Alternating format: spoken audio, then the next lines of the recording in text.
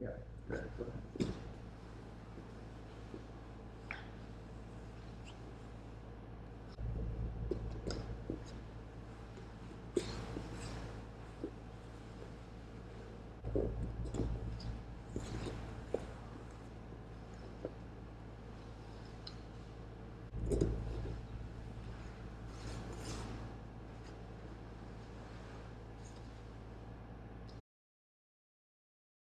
Using the kipping escape from the bottom of cross side.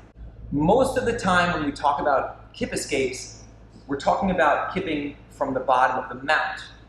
And that can be challenging. We have a video on that, which you can look at in the link is going to be below. But the idea of the kipping escape from the mount can be challenging to get because there are a lot of reasons why. Someone's sitting on top of you, it's an unfamiliar position if you're just starting to use it. But a lot of it has to do with the fact that your hips are controlled by your partner's knees from the mount. In the cross-side position, we have our hips constrained on one side, but actually they're free on the other. So in some ways, being able to kip from the cross-side position is easier than it is from the bottom of the mounted position. If you're looking to be able to learn how to kip better from the bottom of the mount, you may want to consider starting from the bottom of the cross-side the way that we're going to do here. So before we go into the actual position, let's talk quickly about what we're trying to do when we're kipping. Okay? We want to be able to use the momentum of our legs, this action of drawing our heels down, to move our hips from being square to being on the side here. So we want to be able to do this. Okay, that's the essence of the kip. The essence of the kip is using this leg action here to be able to turn our hips in some way.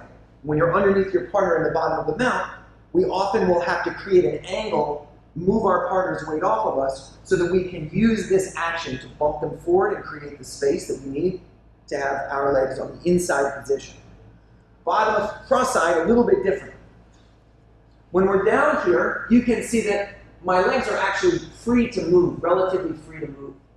So that makes the kipping a little bit easier. Now, why would we want to kip instead of knee elbow? Well, there are a few reasons, but like the main one is that oftentimes when you're here, you'll find that your partner is so tight against your body that you can't bring your knee to the inside position.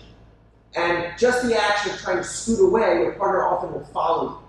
So it can be a little bit challenging to get the knee inside. This is the time when we use the kip. I'm going to show you my hand position in just a second, but for right now, let's understand that we're going to begin with our knees in and in this case, my right knee against his hip.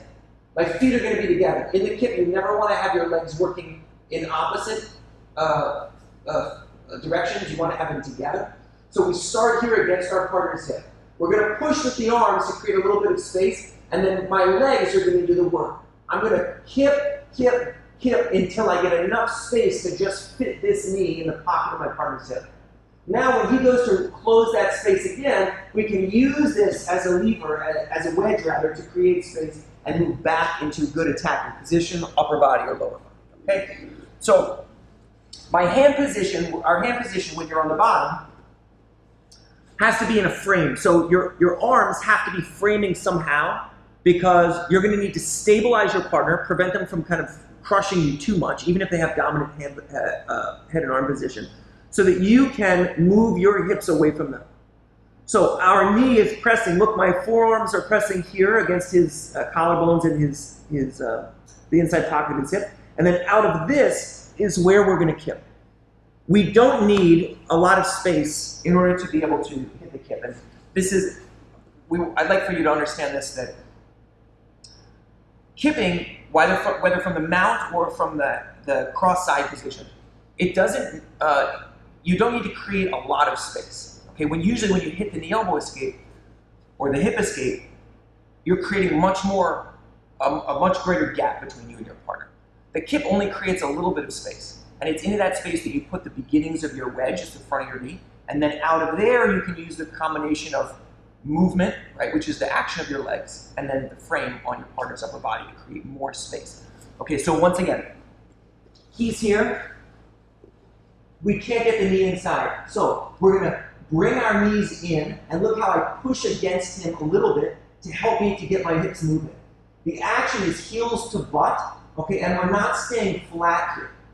We're turning on the side, and often it's a configuration, it's a situation where we have to pump a few times to create space. And the movement is part of what allows us to create the space. So, 1, 2, 3, and now there's that knee on the inside. You can move into clamp attacks, we can go into upper body attack, or we can start to go into leg attacks here. All right? So this is the basics of the kip from the bottom of the cross-side position. If you want to get better at the kip from the top of the bottom of the mounted position, this is a good place to start. Your hips are unconstrained. You can move out that way and start to get a feel for it. All right? Thanks for watching.